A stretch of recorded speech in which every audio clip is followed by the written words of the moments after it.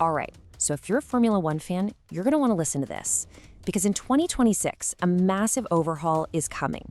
And I'm not just talking about a few rule tweaks, we're talking about a complete radical reset that's going to change pretty much everything we know about F1. And seriously, that is not an exaggeration. The cars, the engines, the whole philosophy of how you go fast, it's all getting tossed out and started over from a blank sheet of paper. The F1 cars we're watching right now, in just a couple of years, they're basically going to be museum pieces. So you're probably asking, what exactly is changing? Well, the short answer is pretty much everything. Yeah, we're getting brand new cars and totally new engines, but that's just scratching the surface. This is a full-on technical revolution. And it's all built around one big idea, making the cars smaller, lighter, and, this is the big one, way more raceable. Okay, so let's get into the nitty-gritty, starting with the most obvious change, the actual size of the cars. You know, for years now, we've heard the drivers complain about how big and heavy these things have gotten. Well, it looks like the FIA was listening. First off, the wheelbase, that's the distance from the front wheels to the back wheels, it's getting shorter by 20 centimeters. That's a big deal. You can think of it like the difference between a nimble little sports car and a giant limo. A shorter car can just turn in and rotate so much faster, making it way more agile through the corners. And they're not just getting shorter, they're getting skinnier too. They're chopping 10 centimeters off the width, which really tightens up their whole footprint on the track. And here's the one I think the drivers are most excited about. The minimum weight is dropping by 30 kilos. That is a massive step in the right direction. For the better part of 2 decades, these cars have just been getting heavier and heavier, so finally, we're seeing that trend get reversed. And this really goes right to the heart of what the drivers have been complaining about. I mean, you had Max Verstappen calling them oil tankers on wheels. They just felt they were too big, too lazy to turn. This is all about getting them back to feeling like pure, nimble racing machines. The diet doesn't stop there either. The tires are also getting narrower, 25 millimeters off the front, 30 off the back.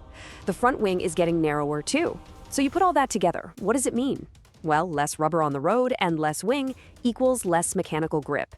And that's on purpose. F1 is deliberately trying to make these cars trickier to handle, really putting the focus back on driver skill. Okay, so the cars are smaller, but here's where things get really wild. The aerodynamics. They're bringing back a piece of tech that's, well, let's just say it's pretty controversial, and it's going to completely change how these cars slice through the air. Yep, say hello again to active aerodynamics. In 2026, drivers are getting a brand new button on their steering wheel, a button that lets them manually change the angle of both the front and the rear wings right in the middle of a lap. So they can flick between the high downforce mode for the corners and a super slippery low drag mode for the straights. So just imagine it.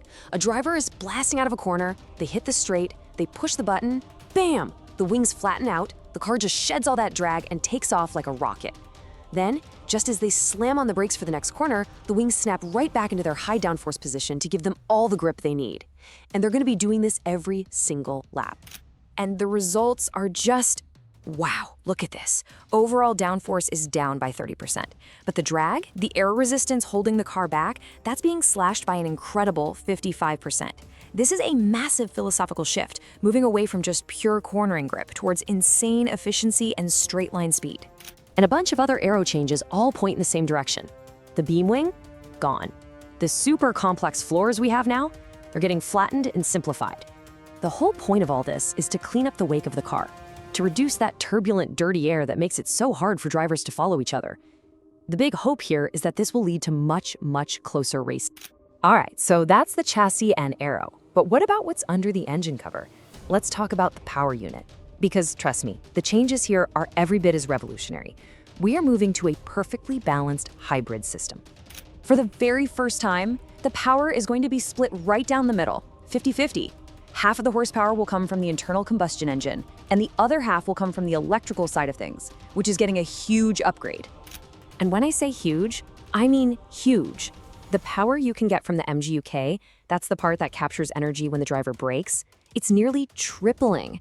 It's going from around 120 kilowatts up to an insane 350 kilowatts. That is just a gigantic leap in electric power. So what are the drivers going to do with all that extra electric punch? Well, the best way to think about it is like a Mario Kart boost button.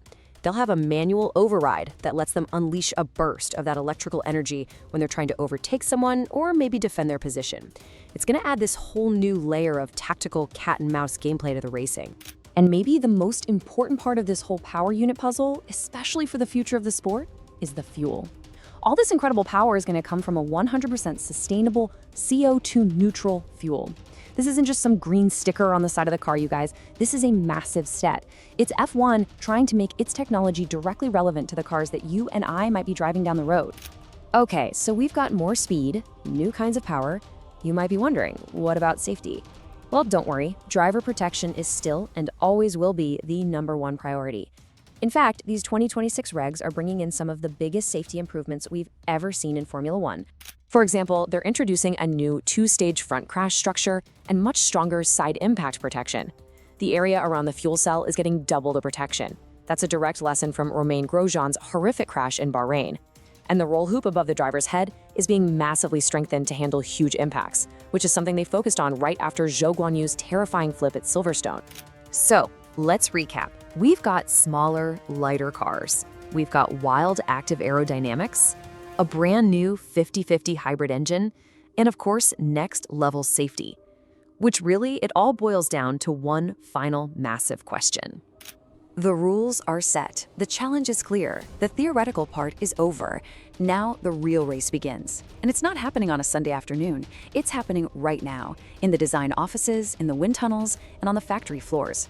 It's a race between the smartest engineers in the world to find a loophole, an interpretation, that one brilliant idea that nobody else has thought of. Because if there's one thing we've learned from F1's history, it's that whenever there's a big rule change like this, one team, one designer finds that silver bullet, that one genius idea that defines the entire era. The race for 2026 is on, so the only question left is, who's it going to be?